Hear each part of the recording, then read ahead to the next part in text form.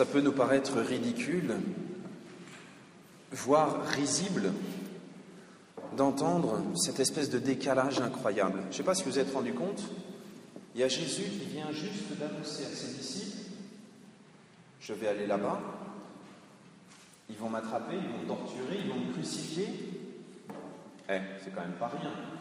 Ils vont me tuer. Vous imaginez si quelqu'un vous annonce « Je vais me faire tuer là ». C'est pas rien. Encore plus incroyable que ça, il leur annonce que 3 jours après sa mort, il va ressusciter. Vous imaginez, vous êtes là, tranquille, et il y a un de vos amis qui vous annonce ça. Les gars, je vais mourir, puis après je vais ressusciter. C'est incroyable. Et eux, qu'est-ce qu'ils font, les disciples? Ils discutent entre eux pour savoir lequel aura la meilleure place dans le gouvernement, lequel va être Premier ministre et lequel va être ministre de l'Intérieur, lequel va être calife à la place du calife. Vous vous rendez compte?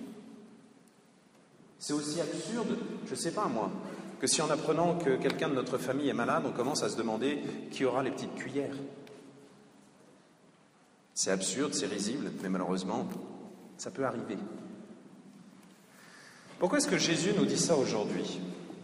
Pas pour nous montrer à quel point les disciples ont des défauts.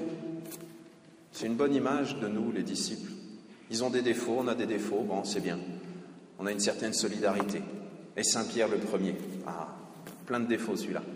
C'est bien de l'avoir à la tête de l'Église parce que comme ça, on n'a pas peur de suivre le bon Dieu. Mais s'il montre que les disciples ont des défauts, c'est aussi parce qu'il cache l'antidote. Et cet antidote, il est un petit peu bizarre. Il est un peu du même genre que pourquoi il y a des enfants de chœur. C'est pas simplement pour moins s'ennuyer en regardant les enfants de chœur faire n'importe quoi dans l'église. C'est pas simplement pour que les parents soient tranquilles et que pendant ce temps-là, ils puissent lire leur journal tranquille et que les enfants sont... Non. Le rôle de l'enfant de chœur, c'est exactement le même rôle que ce petit qui était là, que Jésus a mis au milieu de tout le monde en disant, regardez, celui qui m'accueille, qui accueille un enfant comme celui-ci en mon nom, c'est moi qui l'accueille. C'est d'ailleurs quelque chose d'assez impressionnant de voir que, à nous aussi, cette parole est adressée. Régulièrement, nous avons des enfants qui viennent dans cette église, qui vont être baptisés quelques jours après, et Jésus nous dit ça. Celui qui accueille un enfant en mon nom, c'est moi qui l'accueille. Est-ce que nous sommes capables d'accueillir ces enfants, puis leur famille aussi, avec la même joie, la même attention que si c'était le Christ qui débarquait dans cette église avec toute sa gloire, toute sa grandeur, toute sa majesté? Bonne question. Plus que cela, Dieu nous invite à l'accueillir chaque instant de notre vie.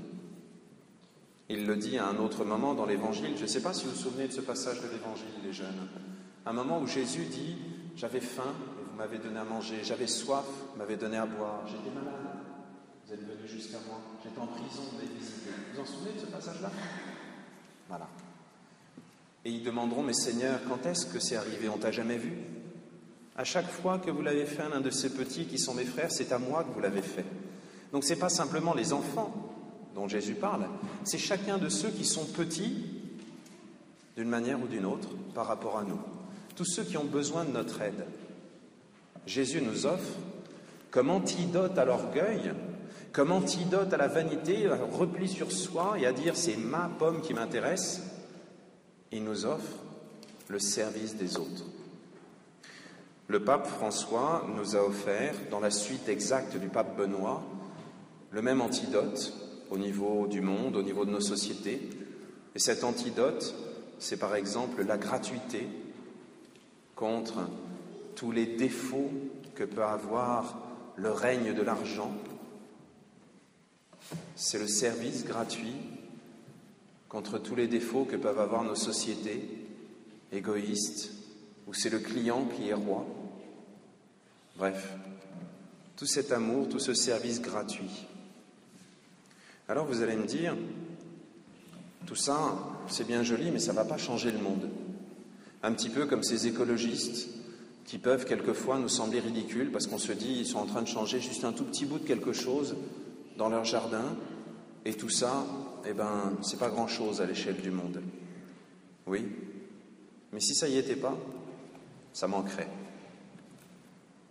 Et puis, en positif, si on était tous capables, même d'un petit geste de charité, je peux vous garantir que notre paroisse et notre monde changeraient beaucoup plus rapidement que malheureusement notre monde est capable de changer par ces petits gestes.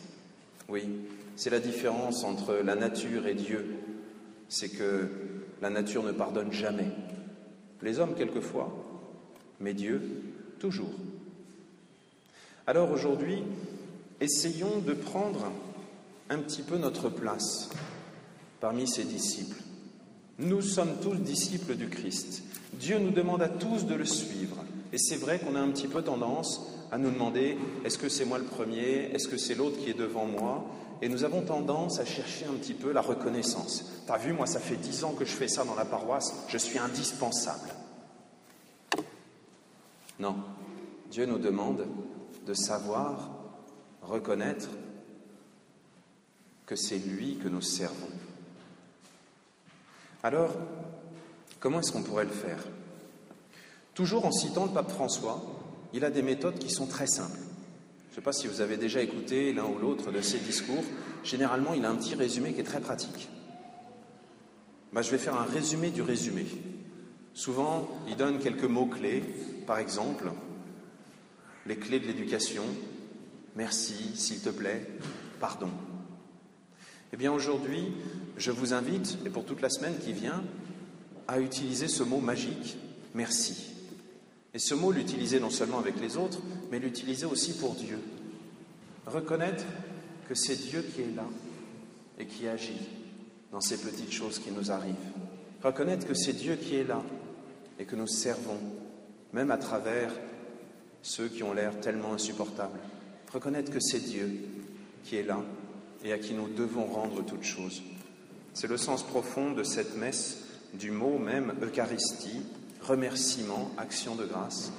Demandons cette force à Dieu de savoir le remercier.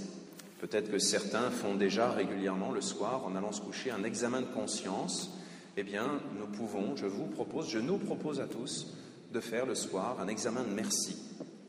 Et en plus de toutes les bêtises qu'on a faites, la liste peut être longue, eh bien de chercher une liste de merci à dire au bon Dieu, qui nous aide à le découvrir dans chaque instant, dans chaque recoin de notre vie.